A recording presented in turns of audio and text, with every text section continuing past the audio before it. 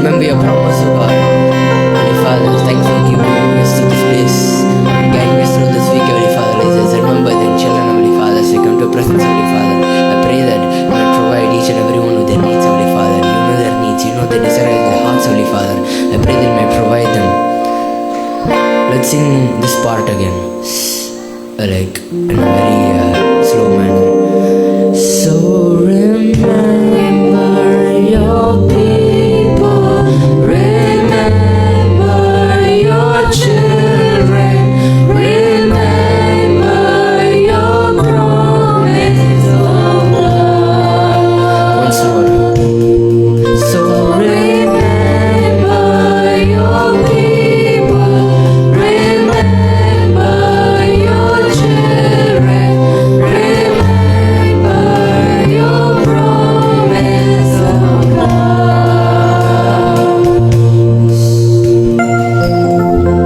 Now, as the Bible says in Ephesians chapter 2 verse 8, for it is by grace you have been saved, through faith, and this is not from yourselves, it is the gift of God. The Bible says that grace is the gift of God.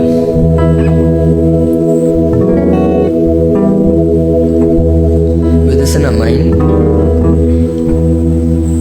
let's sing the song Amazing Grace.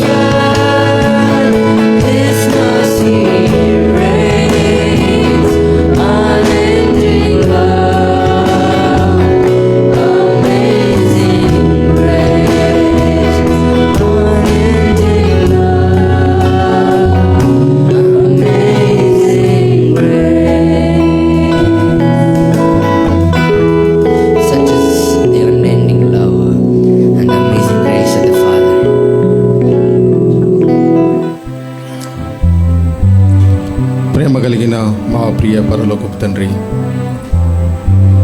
మహోన్నతుడు అయిన మా దేవ, మీకు స్తోత్రములు. ఆత్మతో సత్యముతో మిమ్మల్ని ఆరాధించుటకు మమ్మల్ని జ్ఞాపకం చేసుకోమని యేసు నామమున అడిగి వేడుకొంచున్నాము తండ్రి. ఆమేన్. ఈరోజు తెలుగు ఆరాధన నిమిత్తం ఒక 2 పాటలు పాడతాం. ఈ యొక్క మంచి అర్థవంతమైన పాటలు మనం దేవుణ్ణి స్తుతిస్తూ పాడుదాం. ఈ యొక్క మొదటి పాట కీర్తనల గ్రంథము 34వ అధ్యాయము 8వ వచనము నుంచి వ్రాయబడి ఉంది. యెహోవా ఉత్తముడని రుచి చూచి తెలుసుకొనుడి. కీర్తనలు 34:8. యెహోవా ఉత్తముడని రుచి చూచి తెలుసుకొనుడి. మనము దేవుడు ఉత్తముడు, మహోన్నతుడు అని మనము ఆయన రుచి చూచినప్పుడు మాత్రమే మనము తెలుసుకొనగలం. ఆయనను మహా ఉత్తముడని, మహోన్నతుడని రుచి చూచినప్పుడు మన హృదయంలో నుంచి వచ్చేదే ఆరాధన. ఆ యొక్క గొప్ప దేవుడవు నీవు, స్తుతులకు పాత్రుడవు నీవు అని మనం పాడగలం. అదే అధ్యాయంలో ఇంకో వచనానికి ముందు వస్తే, యెహోవా యందు భయభక్తులు గల వారి ఎడల ఆయన దూత వారికి కావలి ఉండి వారిని రక్షించును అని రాయబడి ఉంది. యెహోవా యందు భయభక్తులు గల వారి ఎడలని ఆయన దూత కావలి ఉండి రక్షించును. ఆయన మహోన్నతుడు, అంతేకాకుండా మనలను కాపాడే దేవుడు. అందుకని ఆయనకి వందనాలు, స్తుతులు చెల్లిస్తాం. ఆయన ఏదో ఒక సామాన్యమైన లేకపోతే వ్యక్తి లేకపోతే దేవుడు అని కాదు, కానీ ఆయన మహోన్నతుడమైన దేవుడు, సర్వమును సృష్టించిన దేవుడు అని ఒకసారి మనం జ్ఞాపకం చేసుకుందాం. కొన్నిసార్లు మనకు కనపడకపోవచ్చు, కానీ ఆయనను మనం నమ్మినప్పుడు మనము ఆయనను ఆరాధించగలం. 2వ రాజుల్లో 6వ అధ్యాయమును 17వ వచనంలో ఈ విధంగా రాయబడి ఉంది. అప్పుడు ఎలీషా ప్రార్థన చేసినప్పుడు తన సేవకుడు తన చుట్టూ ఉన్న పర్వతమును, అగ్నియు, గుర్రములను, రౌతులను చూచెను. అంటే మన చుట్టూ దేవుడు అనుగ్రహించు ఆ యొక్క గొప్ప కాపుదల మనం చూడలేకపోయినప్పటికీ మనల్ని ఆయన కాపాడే ప్రభుడు. ఆయన మహోన్నతుడు, ఆయనే స్తుతులకు పాత్రుడు అని ఈ యొక్క పాట పాడుతాం. రుచి చూచి ఎరిగి తిని యెహోవా ఉత్తముడని.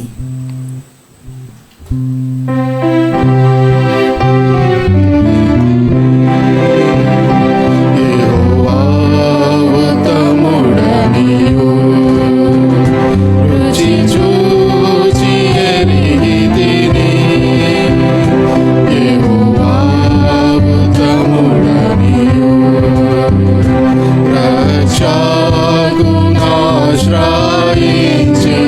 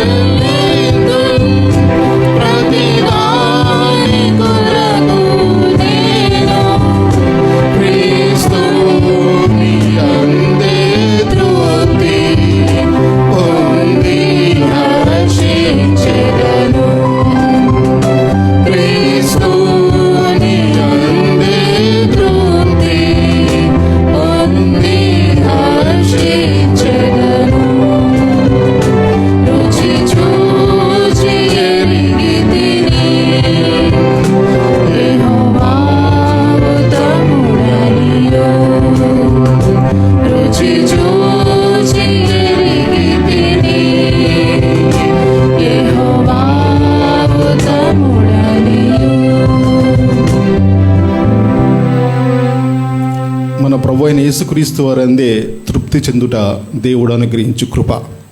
అందుకనే దేవుని మనం ఆరాధిస్తాం. ఇప్పుడు రెండవ పాటగా ప్రభు యేసు నా రక్షక అనేక పాట పాడదాం. ఈ యొక్క పాట హెబ్రీలు రాసిన పత్రిక 12వ అధ్యాయంలో నుంచి వ్రాయబడిన పాట. Hebrews chapter 12 versus 1 and 2. ఇంత గొప్ప సాక్షి సమూహము మన ముంద ఉన్నందున సులువుగా చిక్కులు పెట్టు పాపమును ప్రతి భారమును వదిలి విశ్వాసమునకు కర్త దాన్ని కొనసాగించు మన యేసు వైపు చూచుచు మన ముందు ఉంచబడిన పందెములో ఓపికతో పరిగెత్తుదాము. గొప్ప సాక్ష్య సమూహము మనకు వారు చేసిన కార్యమును మనకు తెలుసు.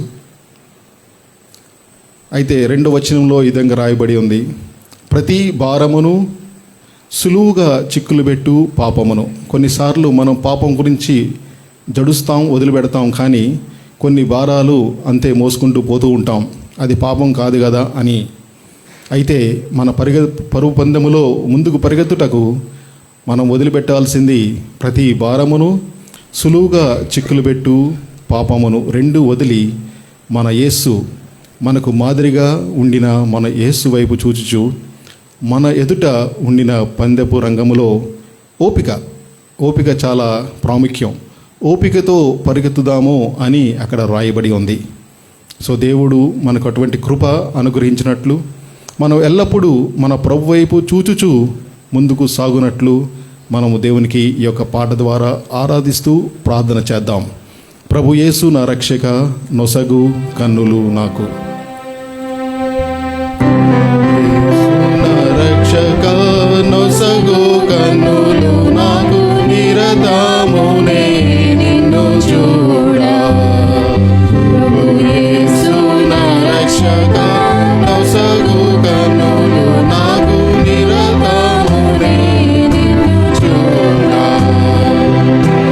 అల్ఫయు నీవే, ఒమేగయు నీవే, అల్ఫయు నీవే, ఒమేగయు నీవే. ప్రభు యేసు నా రక్షక నొసగు కన్నులు నాకు, నిరతమునే నిన్ను చూడా. ఎందరెసుని వైపు చూచెదరో, పొందెదరు వెలుగు కవునా.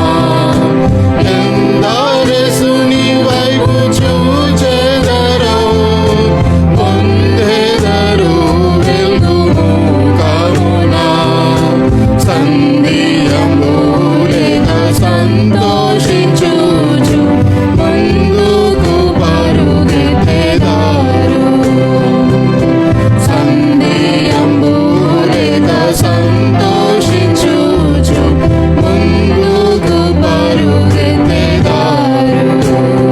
ప్రభు యేసు నా రక్షక నొసగు కన్నులు నాకు, నిరతమునే నిన్ను చూడా. ప్రభు యేసు నా రక్షక నొసగు కన్నులు నాకు, నిరతమునే నిన్ను చూడా. విశ్వాసకర్తవో యేసు ప్రభు, కొనసాగించు వాడ యేసు ప్రభు.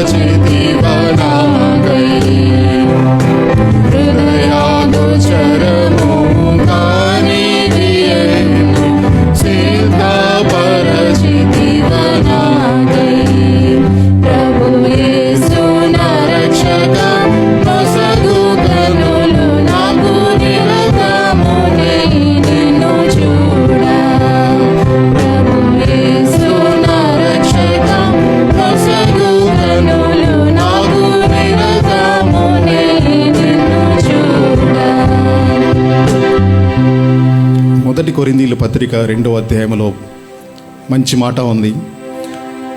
ఆయనను ప్రేమించు వారికి దేవుడు అనుగ్రహించు సిద్ధపరిచే విషయాల గురించి చెబుతూ, ఏ కంటికి కనపడలేదు, చెవికి వినబడలేదు, మన హృదయానికి గోచరం కాలేదు అని ప్రభు చెప్తా ఉన్నాడు. అంత గొప్ప ప్రభు ఇంత గొప్ప రక్షణ అనుగ్రహించినందుకు ఆయనకి కృతజ్ఞతాస్తుతులు చెల్లిస్తూ ఆయన పాద పద్మములను పట్టుకొని మనం ఆయన్ను ఆరాధిద్దాం. ప్రేమ కలిగిన మా ప్రభువా, మీ యొక్క బంగారు పాదాలకు నాయన మాకు వందనాలు. నాయన మీరు చేసిన మీ యొక్క కార్యము, రక్షణ కార్యం బట్టి మీకు స్తోత్రములు. నాయన మా యొక్క దృష్టి మీ మీద ఉంచి నాయన మీ యొక్క సన్నిధిలో మిమ్మల్ని ఆరాధించుటకు మాకు అనుగ్రహింపబడిన ఈ యొక్క సమయానికై స్తోత్రం చెల్లించుకుంటూ మా స్తుతి ఆరాధన మీకే అర్పించుకొంచుంటూ యేసునామమున అర్పించుకొంచున్నాము తండ్రి. ఆమేన్. Thank you, worship teams, for your song selection and rendition that drew our hearts close to the heart of God this morning as we are continuing to worshiping Him. We shall now stand up and do Psalm 142 for responsive reading. Psalm 142 for responsive reading.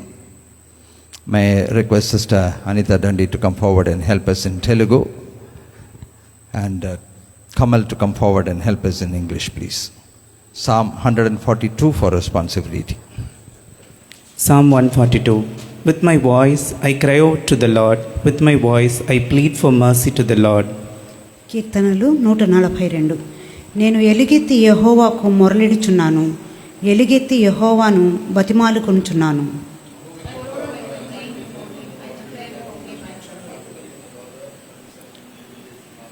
When my spirit faints within me, you know my way. In the path where I walk, they have hidden a trap for me. నాలో నా ప్రాణము కృంగి ఉన్నప్పుడు నా మార్గము నీకు తెలియను. నన్ను పట్టుకొనుటకై నేను నడువవలసిన త్రోవలో చాటుగా పగవారు ఉరినోడుచున్నారు.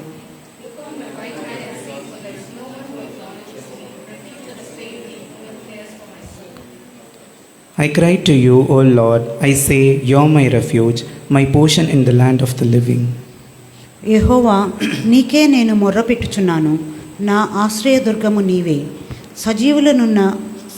సజీవులున్న భూమి మీద నా స్వాస్థ్యము నీవే అని నేను అనుకొంటిని.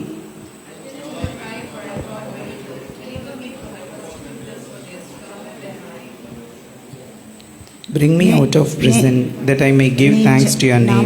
The righteous will surround me, for you will deal bountifully with నా me. ప్రాణమును తప్పింపుము, అప్పుడు నీవు నాకు మహోపకారము చేసియుండుట చూచి నీతిమంతులు నన్ను బట్టి అతిశయపడుదురు. Glory be to the name of our living King. జీవం గల ఆ యొక్క దేవునికి వందనాలు, ఆయనకే మహిమ. Have you ever considered as why we need to come to church and have fellowship? మనము ఎందుకు ఈ యొక్క సంఘానికి వచ్చి మనము సహవాసము కలిగి ఉండాలి అని మీరు ఎప్పుడన్నా ఆలోచన చేశారా? In the Old Testament, the belief was that God was in the sanctuary, that He was in the most holy place, and so people had to throng to worship Him, to see Him, and to connect with Him.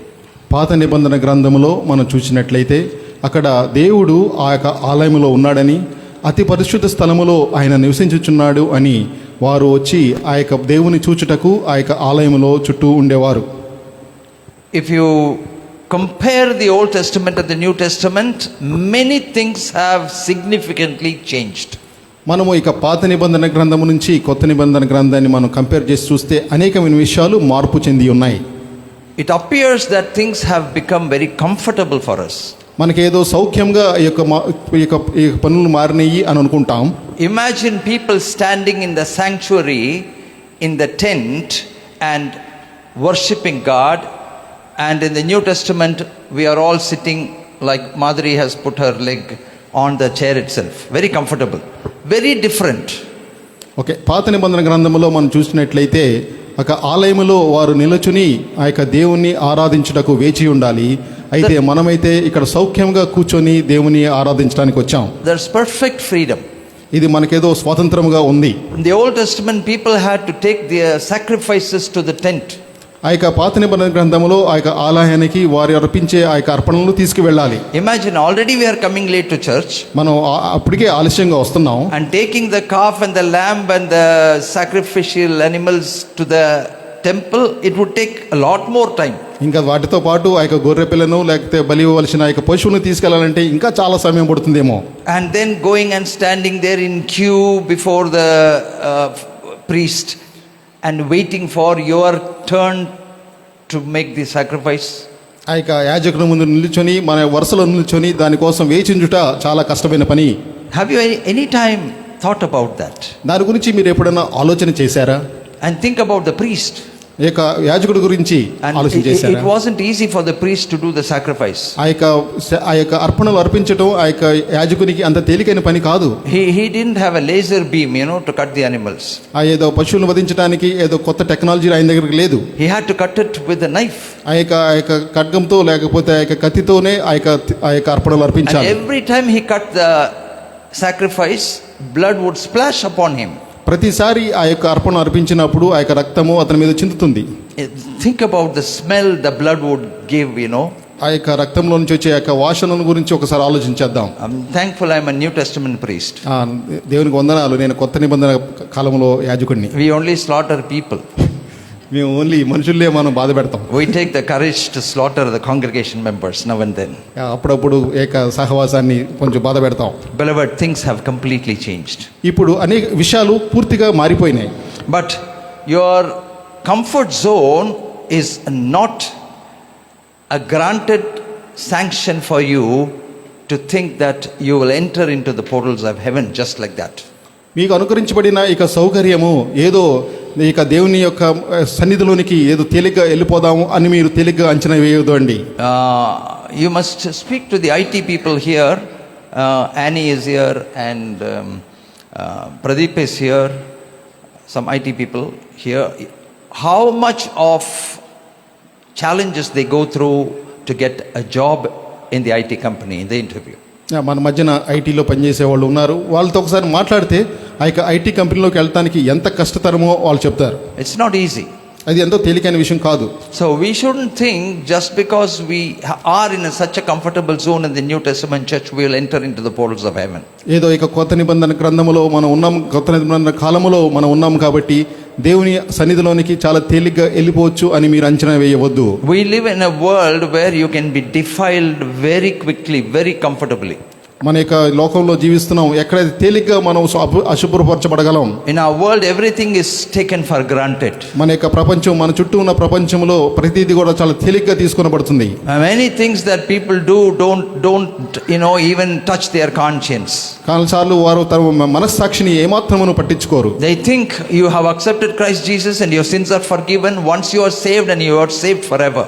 వాళ్ళు అనుకుంటారు మీరు ఒక్కసారి మీ యొక్క పాపములు క్షమించబడి మీరు ఒకసారి రక్షణ పొందితే మీరు చిరకాలము లేకపోతే ఎల్లప్పుడూకి రక్షణ పొందారు అని. But that kind of comfort zone is not going to contribute to our spiritual welfare. కానీ అటువంటి ఒక సౌకర్యము మన యొక్క ఆత్మీయ ఎదుగుదలకు ఏమాత్రమును సహకరించదు. Beloved, this morning I want to insist that each one of you, including myself, is accountable to the kingdom of God. నన్ను ఈ రోజు మీతో గట్టిగా చెప్పనివ్వండి, మనలో ఉన్న ప్రతి ఒక్కరము నన్ను కూడా కలిపి దేవునికి రాజ్యానికి మనం బాధ్యులం.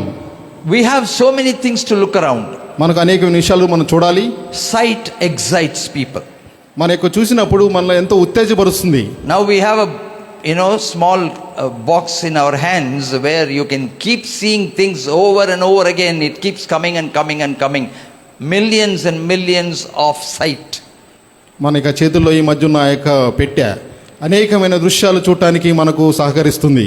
And people have got the habit of being glued to their mobile phones, watching reels and videos.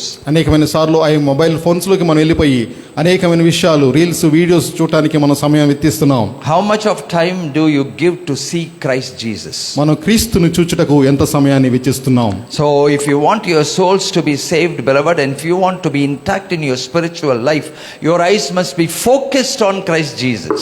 మన యొక్క జీవితంలో, మన ఆత్మీయ జీవితంలో మన రక్షణ పొందాలి అంటే మన యొక్క నేత్రాలు, మన యొక్క చూపు ఎప్పుడు మన ప్రభువైన యేసుక్రీస్తు వారి వైపే. Kindly turn with me to Philippians chapter 2 verses 6 to 7.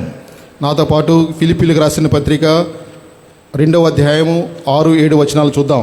Keep your eyes on Christ Jesus the crucified. Yeah, we'll read from 5 to 7. ఫిలిప్పీలకు రాసిన పత్రిక 2వ అధ్యాయము 5వ వచనం నుంచి చూద్దాం. క్రీస్తు యేసునకు కలిగిన ఈ మనసును మీరును కలిగి ఉండుడి.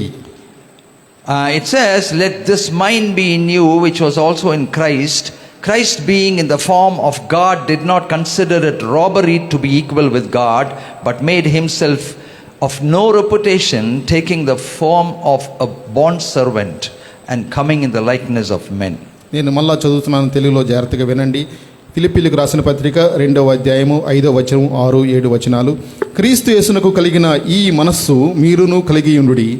ఆయన దేవుని స్వరూపమును కలిగిన వాడయుండి దేవునితో సమానముగా ఉండుట విడిచిపెట్టకూడని భాగ్యము ఎంచుకొనలేదు, కానీ మనుషులకు పోలికగా పుట్టి దాసుని స్వరూపమును ధరించుకొని తన్ను తాను రిక్తునిగా చేసుకొనెను.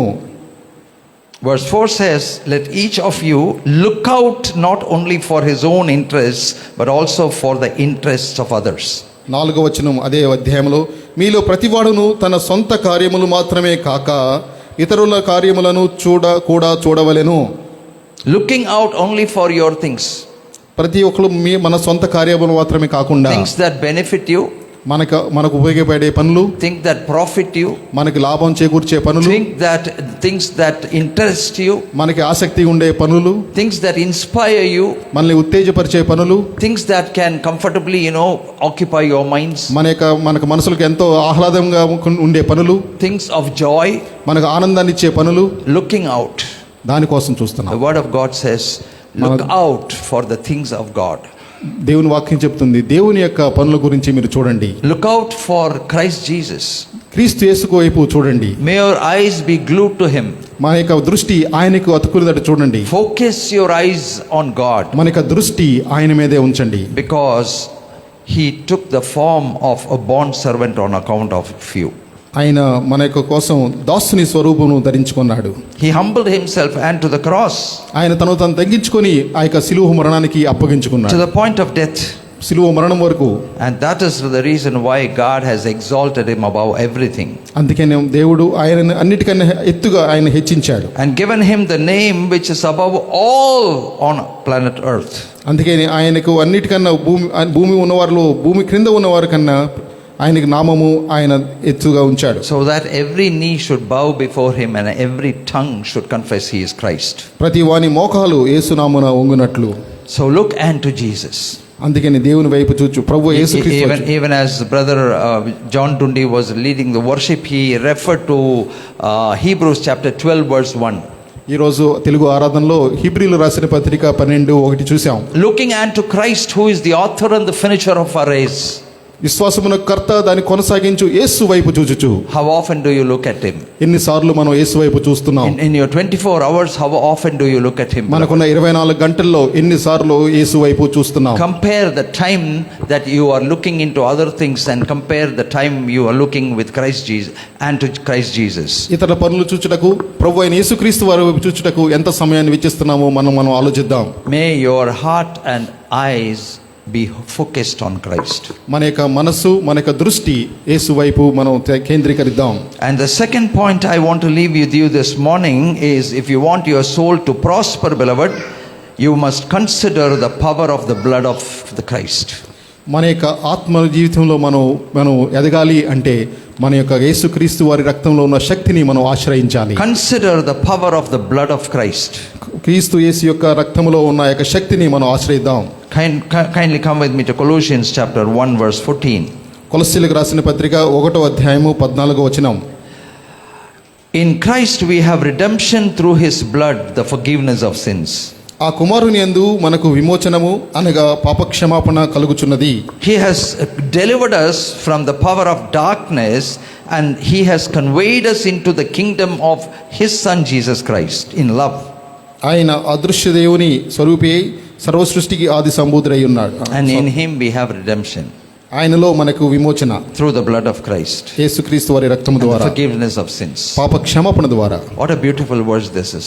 ఎంతో అద్భుతమైన వాక్యం ఇది. Beloved, the blessing and the privilege of entering into the portals of heaven is given to us only after the forgiveness of sins. ఆయన యొక్క సన్నిధిలోనికి, ఆయన యొక్క రాజ్యంలోనికి మనం వెళ్ళటానికి కేవలము ఆ యొక్క పాప క్షమాపణ దొరికిన తర్వాత మాత్రమే. And Christ Jesus, the blood of Christ Jesus is the propitiation that was shed, that was given to deliver us. ఆ యొక్క మన ప్రభు అయిన యేసుక్రీస్తు వారి రక్తము మన కొరకై ప్రోక్షించబడి మనకు ప్రాయశ్చిత్తంగా చేయబడినాడు. So don't underestimate the power of the blood of Christ Jesus. ఏ మాత్రమును ప్రభు అయిన యేసుక్రీస్తు వారి రక్తాన్ని మీరు తక్కువ అంచనా వేయవద్దు. Sometimes we use only the name of the blood of Christ Jesus to heal diseases or to resist the devil. కొన్నిసార్లు మన యొక్క వ్యాధులను స్వస్థపరచుటకో లేకపోతే యొక్క సైతాన్ని ఎదిరించుటకో మనం ఈ యొక్క ప్రభు అయిన యేసుక్రీస్తు వారి రక్తమును మనం వాడతాం. నామమును. No, we need to understand the blood of Christ Jesus first has forgiven our sins. అది అట్లా కాదండి. మొదట ఆయన రక్తము మన యొక్క పాప క్షమాపణ అనుగ్రహించింది. It has given us redemption. మనకు విమోచన. We need to be covered by the blood of Jesus Christ. మనం ఆయన రక్తంలో ప్రోక్షించబడాలి. If you are covered from head to foot by the blood of Christ Jesus, nothing can harm you, nothing can affect you. మనం మన యొక్క శిరము నుంచి ఇక పాదం వరకు ఆయన రక్తంతో ప్రోక్షించబడినట్లయితే మనకు ఏ హానియు మన దగ్గరకు రాదు. The word of God very clearly says you have been delivered from the kingdom of darkness. ఈ యొక్క చీకటి సంబంధమైన అధికారం నుంచి మనం విడుదల పొందాం. So there is deliverance in the blood of Christ Jesus. ప్రభువైన యేసుక్రీస్తు వారి రక్తములో విడుదల ఉంది. That's the second point I want to leave అది you with. రెండవ అంశం. And if you want your souls to be saved, beloved, the next thing is that you need to glory in the cross of Christ Jesus. మన యొక్క ఆత్మను రక్షించబడాలంటే మనం గర్వించాల్సిన విషయం ఏంటంటే మన యొక్క యేసుక్రీస్తు వారి శిలువలో మాత్రమే మనం అతిశయించాలి. You need to glory in the cross of Christ Jesus. మనం ఒక క్రీస్తు యొక్క శిలువలో అతిశయించాలి. We don't worship the cross. మనం ఆ యొక్క శిలువను ఆరాధించాం. The word of God has never ever encouraged us to worship the cross. ఆ యొక్క శిలువను ఆరాధించమని దేవుని వాక్యం ఎక్కడ ఎప్పుడు చెప్పలేదు. So when we say that we need to glory in the cross of Christ, it means that we are glorifying in the Christ who is crucified on the cross of Calvary. క్రీస్తు యొక్క శిలువలో మనం అతిశయించాలి అంటే దాని అర్థం ఏంటంటే ఆ యొక్క క్రీస్తులో మరణించిన ప్రభువైన యేసుక్రీస్తు వారిని మహిమపరచాలి అని. Turn with me to Galatians chapter 6 verse 14. గలాతీయులకు రాసిన పత్రిక 6:14 చూద్దాం. Galatians chapter 6 verse 14. But God forbid that I should boast except in the cross of our Lord Jesus Christ, by whom the world has been crucified to me and I to the world. గలాతీయులకు రాసిన పత్రిక 6:14 అయితే మన ప్రభువైన యేసుక్రీస్తు సిలువందు తప్ప మరి దేనియందును అతిశయించుట నాకు దూరమగును గాక, దాని వలనే నేను లోకము నాకును సిలువ వేయబడి ఉన్నాము. How could you glorify the cross of Christ if you are not crucified with Christ? మనం క్రీస్తుతో కూడా మనం ఆ యొక్క సిలువలో మనం ఆయన ఏకపరచబడకపోతే ఆయనకు సిలువను మనం ఏ విధంగా మహిమపరచగలం? This word very clearly says the world has been crucified to me and I to the world. ఇక్కడ వాక్యం చెప్తా ఉంది, నేను లోకమునకును సిలువ వేయబడి ఉన్నాము. What is the world? లోకము అంటే ఏంటి? The worldliness. ఇక లోకము. Peter very clearly says, that the worldliness is what captures our hearts and minds. ఈ యొక్క లోకము అంటే ఏంటంటే మన యొక్క చుట్టుపక్కల ఉన్న లోకము మన మనసులను క్యాప్చర్ చేసేది. John in his epistle very clearly says worldliness is the lust of the eyes, the lust of the flesh and the pride of the living. యోహాను సువార్తలో చెప్పబడింది ఇది నేత్రాశ, శరీరాశ, జీవపు డంబము అని. So if you want to understand what is worldliness, these are the things that preoccupy your mind. లోకము అని మనం అర్థం చేసుకోవాలంటే ఈ యొక్క విషయాలు మన యొక్క మనసులతో నింపబడి ఉండుట అని మనం అర్థం చేసుకోవాలి. Eyes never get satisfied. You keep seeing. It is like heads, which can never satisfy you. మన యొక్క నేత్రాలు ఎన్నటికీ సంతృప్తి పడవు. చూడాలి అని అనిపిస్తూనే ఉంటుంది. And time keeps rolling by, beloved. ఆ యొక్క సమయము నడిచిపోతూ ఉంటుంది. The precious God given time keeps rolling by. దేవుడిచ్చిన ఎంతో అమూల్యమైన సమయం గడిచిపోతూ ఉంటుంది. And if all that you have done in the world is to see reels and videos and all those things that capture your mind over and over again, you have wasted the time that the Lord has given to you in exploring the depths of the word of God. మన యొక్క దేవుడు మనకిచ్చిన ఆ యొక్క వాక్యాన్ని చూడకుండా ఈ యొక్క లోకములో దొరికే అన్నిటికి మన సమయాన్ని వెచ్చిస్తే మనం ఎంతో నష్టపోతున్నాం. Is the world crucified to you? ఈ యొక్క లోకము మనతో సిలువ వేయబడి ఉన్నదా? Are you crucified to the world? మనము లోకమునకు సిలువ వేయబడి If ఉన్నామా? your heart says yes, you are truly blessed. మన యొక్క మనసు గనక అవును అని చెప్తే మనం ఎంతో ధనిలం. Your soul is safe. మన యొక్క మనసు, మన యొక్క ఆత్మ రక్షించబడినది. Beloved, this is very important. ఇది చాలా ప్రాముఖ్యమైనది. And the fourth point is you need to consider divine love. మాకు నాలుగో అంశం ఏంటంటే మనకు దైవికమైన ప్రేమను మనం ఆలోచించాలి. Romans 5:5 says the Holy Spirit has immensely poured the love of God on the inside of you so that you may grow in love. రోమీయులకు రాసిన పత్రిక 5వ అధ్యాయము 5వ వచనంలో చెప్పబడింది, పరిశుద్ధాత్మ దేవుడు ఆయన యొక్క ప్రేమను అత్యధికంగా మన హృదయంలో పొందించడం ద్వారా మనం ఆ యొక్క దేవునిలో ప్రేమలో ఎదుగుతూ ఉన్నాం. Now I want to make a crystal clear difference in your hearts to understand this is an exclusive love the Holy Spirit pours on the inside of you that you may go in God's love. మన యొక్క దేవుని యొక్క ప్రేమలో ఎదుగునట్లు పరిశుద్ధాత్మ దేవుడు తన యొక్క ప్రేమను మన యొక్క హృదయంలో పోయిట నింపుట అనేది మనం చాలా స్పష్టంగా ఎరిగి ఉండాలి. If I ask you, do you love anybody? You will say, yes, I love my parents, I love my husband, my wife, my children. That's not the love that the Bible talks about. మనల్ని ఎవరన్నా మనం ప్రేమించుతున్నారా అని అడిగితే మనం ప్రేమిస్తున్నాను, నేను తల్లిదండ్రులను ప్రేమిస్తున్నాను, మా పిల్లలను ప్రేమిస్తున్నాను అని చెప్తాం. ఆ యొక్క ప్రేమను గురించి ఇక్కడ మాట్లాడడం లేదు. Not only believers, everybody does that. మన విశ్వాసులే కాదు, అందరూ ఆ పని చేస్తున్నారు. It is the natural love, what we call the natural realm of love. ఎంతో సహజంగా మనకు ఆ యొక్క ప్రేమ మనలో ఉంటుంది. But Romans 5:5 speaks about an exclusive love that the Holy Spirit pours out on the inside of you, that on account of the name of God or account of the name of the kingdom of God, beloved, you go out and show that love, demonstrate that love. ఇక రోమీయులకు రాసిన పత్రిక 5:5లో చెప్పబడిన ప్రేమ అటువంటిది కాదు. ఈ యొక్క ప్రేమ దేవుడు, పరిశుద్ధాత్మ దేవుడు మనకు హృదయాల్లో కుమ్మరించే ప్రేమ. ఆ యొక్క ప్రేమతో మనం నింపబడినప్పుడు మనం ముందుకు వెళ్ళి ఆయన గురించి, ఆయన యొక్క రాజ్యం గురించి మనం ప్రకటిస్తాం. A lot of people think I should consider only myself, I should think about myself, my family, my things. They stick to themselves. చాలా మందిలో మనము చాలాసార్లు మన గురించి, మన కుటుంబం గురించి, మన కుటుంబం గురించి ఆలోచిస్తూ ఉంటాం. And they always say, I am not bothering anyone else, I am not attaching anybody, like I am self-sufficient. నేను ఎంతో స్వయం సంతృప్తి కలిగి ఉన్నాను, నేను ఇతరుల జోలికి పోవట్లేదు అని అనుకుంటా ఉంటాం. A true believer, a true Christian can never ever do this. ఇక నిజమైన విశ్వాసి లేక నిజమైన క్రైస్తవుడు ఎప్పుడు ఆ విధంగా చేయలేడు. If you have the love of the Holy Spirit, that's been poured out on the inside of you, you will look into other people, their needs. పరిశుద్ధాత్మ దేవుడు తన ప్రేమను మన హృదయాల్లో కుమ్మరించినట్లయితే ఇతరుల వైపు చూసి వారి అవసరతలు మనకు కనిపిస్తాయి. And your heart will go to meet with that need, though it is going to be difficult, beloved. Somehow you will be moved to do that. అప్పుడు మన హృదయాలు కదిలింపబడి వారి వైపు వెళ్ళి మనం వారికి సహాయం చేయాలని చూస్తాం. Now, when was it last in your life that you were moved by that love that the Holy Spirit has poured out on the inside of you and stretched your hand and heart to somebody, beloved, fully understanding that it is not because of the natural realm of love, but it is the realm of the Holy Spirit, the love of the Holy Spirit. మనకు ఒక్కసారి వెనక తిరిగి ఆలోచించుదాం. పరిశుద్ధాత్మ దేవుడు మన హృదయాల్లో పొందించిన యొక్క కుమ్మరించిన యొక్క ప్రేమను బట్టి ఎన్నిసార్లు లేకపోతే ఏది చివరిసారి మన యొక్క హృదయాలు కదిలింపబడి మనం ఇతరుల వైపు చూసాము. ఒక్కసారి ఆలోచించి వెనక తిరుగుదాం. That is where you become sacrificial. అక్కడ మనం ఒక త్యాగపూరితమైన జీవితం జీవించడానికి కోరుకుంటాం. That is the area where you lose some of yourself in stretching your heart and hand to the other person who is in need. ఆ యొక్క క్రియలో మనం వదులుకొని వేరే వారి వైపు మనం చూడటానికి ముందుకు వెళ్తాం. So the fourth point is consider divine love. నాలుగో అంశం ఏంటంటే ఆ యొక్క దైవికమైన ప్రేమ మనం ఆలోచించాలి. For God so loved the world that he gave his only begotten son, so whosoever believes in him should not perish but have everlasting life. Kaaba దేవుడు లోకమును ఎంతో ప్రేమించెను, తన యందు విశ్వాసముంచి వారు నశింపక నిత్య జీవం పొందినట్లు ఆయనను అనుగ్రహించెను. It should have been easier for Christ to sit in his throne in heaven, beloved, just stretch out his hand to forgive sins. మనకు దేవునికి ఆ యొక్క పరలోకములో ఉండి చేయి చాపి మన యొక్క పాపములను క్షమించుట ఎంతో తేలికైన పని. But God became man.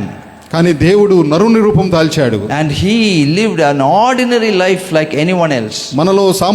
మనలాంటి సామాన్యమైన జీవితాన్ని ఆయన జీవించాడు. And Christ Jesus was such a blessing to the people who were around him, beloved. ఆయన యొక్క చుట్టూ ఉన్న వారికి ఎంతో ఆశీర్వాదకరంగా ఆయన మారాడు. Many things have not been recorded in the Bible. ఇక బైబిల్లో అన్ని విషయాలు రాయబడి ఉండలేదు. But Christ Jesus was so helpful, such a blessing to many people who were on earth. అయితే ప్రభువైన యేసుక్రీస్తు వారు ఈ లోకములో ఉన్నప్పుడు ఆయన చుట్టూ ఉన్న వారికి ఎంతో ఆశీర్వాదకరంగా ఉన్నాడు. He was ultimately sacrificial. ఆయన ఎంతో త్యాగపూరితమైన జీవితం. And his love was immense. ఆయన యొక్క ప్రేమ అద్భుతమైనది. He didn't just draw a heart in heaven and show us that he has loved us. ఏదో పరలోకములో కూర్చొని ఆ యొక్క హృదయము అనే బొమ్మ గీసి మనకు చూపించలేదు. But in your place and my place he went to the cross. నీ యొక్క స్థానంలో నా యొక్క స్థానంలో ఆయన సిలువలోకి And వెళ్ళాడు. there he demonstrated what love is. ఆయన ప్రేమ ఏంటిదో ఆయన అక్కడ చూపించాడు. And so we are also indebted to love other people with the love the Holy Spirit pours out on the inside of us. అందుకని పరిశుద్ధాత్మ దేవుడు మన హృదయాల్లో కుమ్మరించిన యొక్క ప్రేమతో ఇతరులను ప్రేమించుటకు మనం రుణస్థులమై ఉన్నాం. And the fifth point is sin no more. ఐదో అంశం ఏంటంటే ఇంకా పాపము చేయకుము. Sin can cause immense hurt, beloved. మనకు ఇక పాపము మనకి ఎంతో కష్టాన్ని ఎంతో నష్టాన్ని తెచ్చిపెడుతుంది. It can stain your conscience. అది మన యొక్క మనస్సాక్షిని చెరుపుతుంది. It will hamper, it will stop your spiritual growth. మన యొక్క ఆత్మీయ ఎదుగుదలను ఆపుతుంది. It will make you almost like a dead body. మనం ఏదో మృతమైన శరీరముగా చేస్తుంది. Because when you sin, beloved, the love of God cannot take root in you. ఎందుకంటే మనం పాపం చేసినప్పుడు దేవుని యొక్క ప్రేమ మనలో వేరు పొందదు. Sin can be very, very dangerous. ఈ యొక్క పాపము ఎంతో ప్రమాదకరమైనది. Sin will stop you from entering into the portals of heaven. ఈ యొక్క పాపము దేవుని రాజ్యంలోనికి ఆయన సన్నిధిలోనికి వెళ్ళుటకు మనల్ని ఆటంకిస్తుంది. Constantly we have been warned, don't sin, don't sin. అనేకమైన సార్లు ఎంతో పాపం చేయకము అనే ఆ యొక్క వార్నింగ్ మనకి బైబిల్లో కనిపిస్తుంది. Very often we don't have a definition for sin. అనేక సార్లు మనకి పాపం గురించి మనకి నిర్వచనం లేక ఉండొచ్చు. We cannot write out a list, these are the sins that we are not supposed to do. మనం ఒక పట్టి వేసి ఈ పనులను మనం చేయకూడదు, ఈ పాపాలు మనం చేయకూడదు అని చెప్పలేం. But what surprises us, the word of God says even the things that don't come in faith also is sin. ఏది చెప్తుందంటే ఏవైతే మనం విశ్వాసం లేకుండా చేస్తామో అవి కూడా పాపమే అని చెప్తుంది దేవుని వాక్యం. It says if you are going to do things without faith, it by itself is sin. విశ్వాసం లేకుండా మనం చేసే పనులు అవి కూడా పాపమే అని చెప్తుంది. Very often we think like lying is sin, adultery is sin. We list out like that big sins, small sins. కొన్నిసార్లు మనం ఒక పట్టి వేస్తాం, అబద్ధం ఆడటం నేరము, లేకపోతే వ్యభిచారం చేయుట పాపము అని, ఒక చిన్నవి పెద్ద పాపాలు అని మనం విభజిస్తూ ఉంటాం. And the word of God says if you don't exercise faith, it is sin. దేవుని వాక్యం చెప్తుంది మనం విశ్వాసంతో పనులు చేయకపోతే అదే పాపం. Beloved, we need to be careful. మనం చాలా జాగ్రత్తగా ఉండాలి. Sin no more. పాపము చేయకండి. Because sin can cause immense hurdles in your life. ఎందుకంటే పాపము మన యొక్క జీవితాల్లో అనేకమైన అభ్యంతరాలు కలుగజేస్తుంది. This morning I was reading about King Solomon. ఈ రోజు ఉదయకాల సమయంలో రాజైన సొలొమోను గురించి నేను చదువుతూ ఉన్నాను. The word of God says he was a man of God's wisdom, no doubt. He asked God for wisdom and he received the wisdom of God, but on the other side his life was so immensely given away to useless men and women, beloved, that he became ultimately a very, very pathetic person. మన దేవుని వాక్యంలో సొలొమోను, రాజైన సొలొమోను గురించి చూసినప్పుడు మనకు ఎంతో అద్భుతమైన విషయం కనిపిస్తుంది. ఆయన దేవుని యొక్క జ్ఞానాన్ని అడిగిన ఆ యొక్క రాజు. కానీ మరొక వైపు చూస్తే ఆయన జీవితం ఇతరుల పురుషులు, స్త్రీలతో ఆయన చేసిన ఆ యొక్క పనులతో ఆయన జీవితం వ్యర్థమైపోయింది. Many useless women made his heart weak. ఎంతో మంది స్త్రీలు ఆయన యొక్క హృదయాన్ని బలహీనపరిచారు. And with the wisdom of God, with all the wisdom of God that he had, beloved, he went about doing, building temples for the so-called alien gods. ఈ యొక్క దేవుడు అనుగ్రహించిన జ్ఞానంతో ఇతర అన్య దేవతలకు ఆయన ఆ యొక్క గుడులను, గోపురాలను కడతానికి వెళ్ళాడు. He went so far away from God. ఎంతో దేవునికి దూరంగా వెళ్ళిపోయాడు. So much so his name is missing in the stalwarts of faith in Hebrews 11. ఇక 11వ అధ్యాయము విశ్వాసుల పట్టికలో ఆయన పేరు మనకు కనపడదు. I'm very surprised. Samson's name is there. నేను ఎంతో ఆశ్చర్యచకితుడిని అవుతాను, ఎందుకంటే సంసోను పేరు అక్కడ ఉంది. Generally compare Samson and Solomon. Solomon. We'll think Solomon is better. మనం కొన్నిసార్లు ఆలోచిస్తూ ఉంటాం, సంసోను సొలొమోను అంటే సొలొమోను మంచిది అని అనుకుంటా ఉంటాం. But Samson's name is there in the Hebrews 11, but Solomon's name is not there. కానీ హీబ్రూ రాసిన 11వ అధ్యాయంలో సంసోను పేరు ఉంది, సొలొమోను పేరు లేదు. It's rather sad. అది ఎంతో విచారకరం. And then, beloved, finally, చివరిగా beware of yourself. మన గురించి మనం జాగ్రత్త పడదాం. Please know who you are. మనం ఎవరో మనం ఎరుగుదాం. What you are made of. మనం దేనితో చేయబడ్డామో మనం ఎరుగుదాం. What exactly you are. మనం ఎవరమో అని మనం ఒకసారి It is తెలుసుకోవాలి. not that what we think we are, beloved. మనం ఏం ఆలోచిస్తున్నామో అది కాదు. కానీ When we think of ourselves, we may have big credentials in our minds.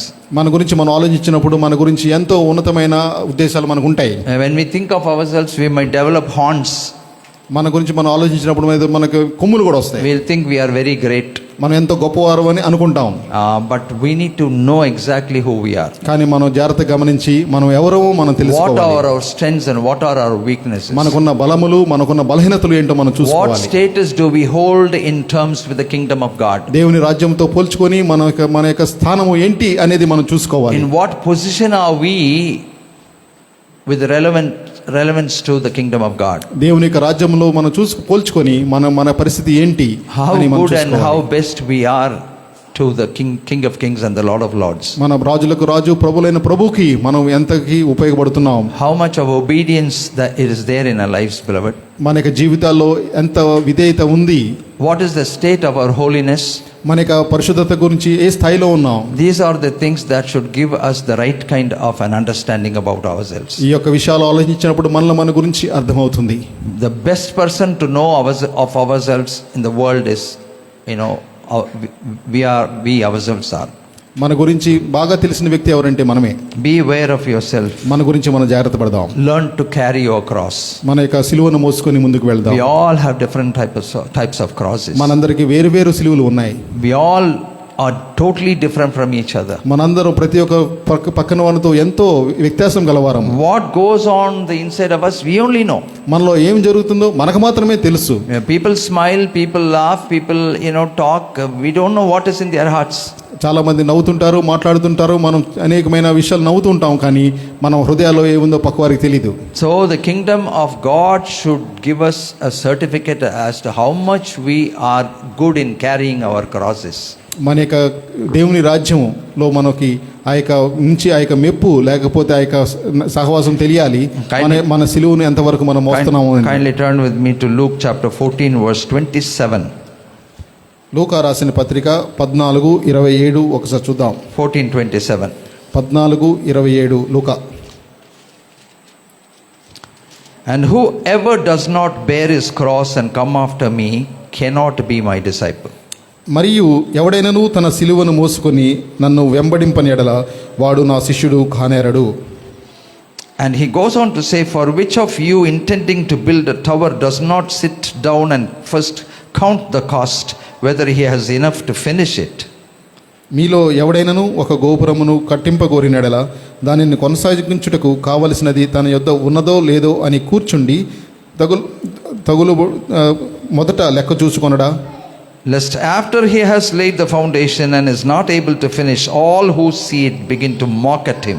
చూచుకొనడి ఎల్లడా అతడు దాన్ని పునాది వేసి ఒకవేళ దాన్ని కొనసాగింపలేకపోయినందున చూచువారందరూ ఇక And they will say, this man started but he never finished. ఈ మనుషుడు కట్ట మొదలు పెట్టిగాను కానీ కొనసాగింపలేకపోయేను అని వారిని ఎగతాళి చేయుదురు. We all have started. మనం అందరము ప్రారంభించాం. We all have started to build the kingdom of God on the inside of us. మన యొక్క హృదయాలలో ఆయన రాజ్యాన్ని కట్టుటకు మనం అందరం ప్రారంభించాం. And one of the very essential points that we need to consider is carrying our crosses. కాబట్టి ఈ విషయంలో మనం అతి ప్రాముఖ్యమైన విషయం ఏంటంటే మన యొక్క సిలువను మనం మోసుకొని పోవాలి. And we need to gladly do it.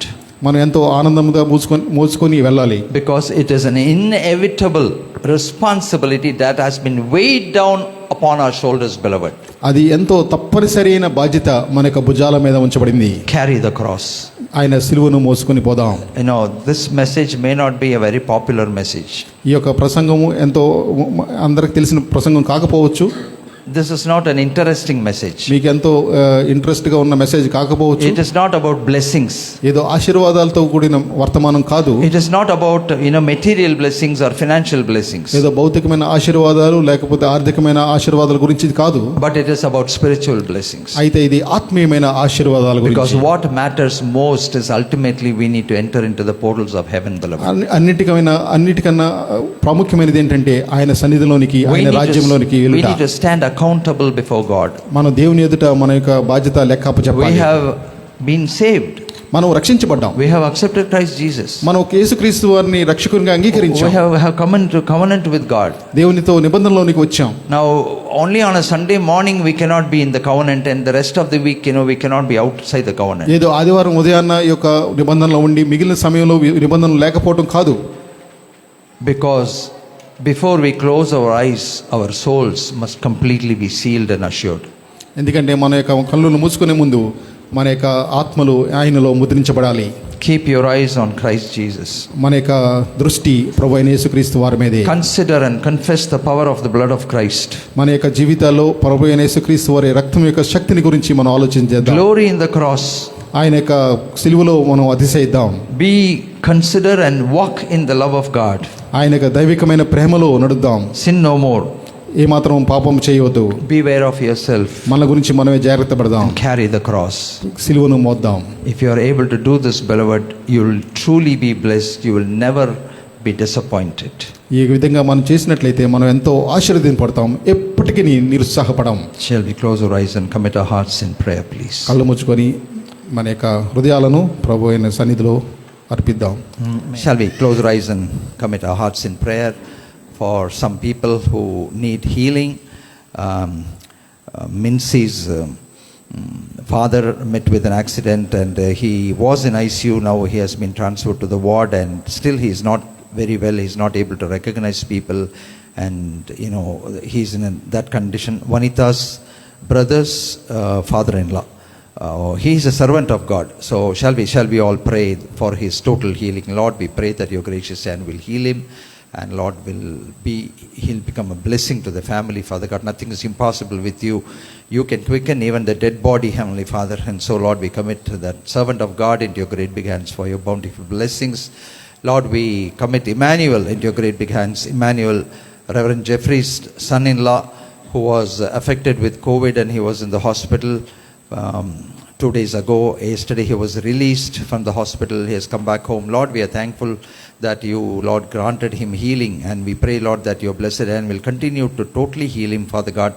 Thank you for the strength you to get to Jennifer, Heavenly Father, in handling the situation. For all the people who have helped them, Lord, we pronounce a blessing upon them.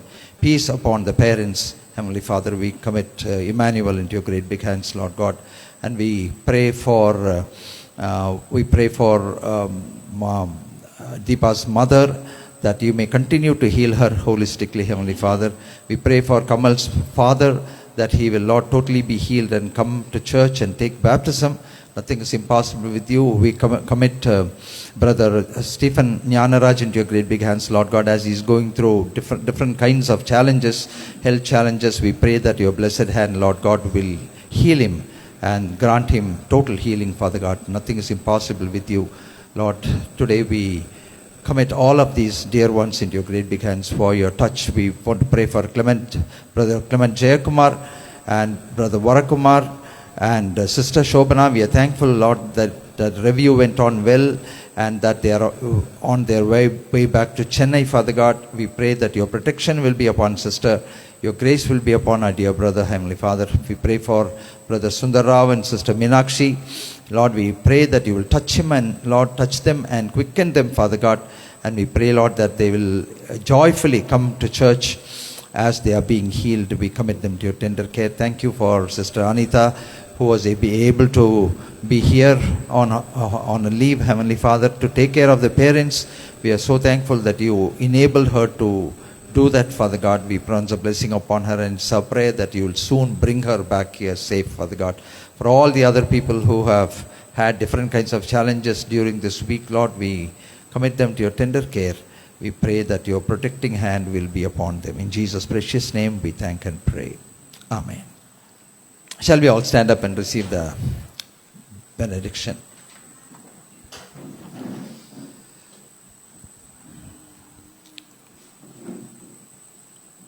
Shall we together say, bless the Lord, O my soul, and all that is within me, bless his holy name. Bless the Lord, O my soul, forget not all his benefits. May the grace of our Lord Jesus Christ, the love of God, and the sweet fellowship of the Holy Spirit rest and abide with each of us now and forevermore. Amen. Have a great week. Greet each other in prayer, and may you have a wonderful week.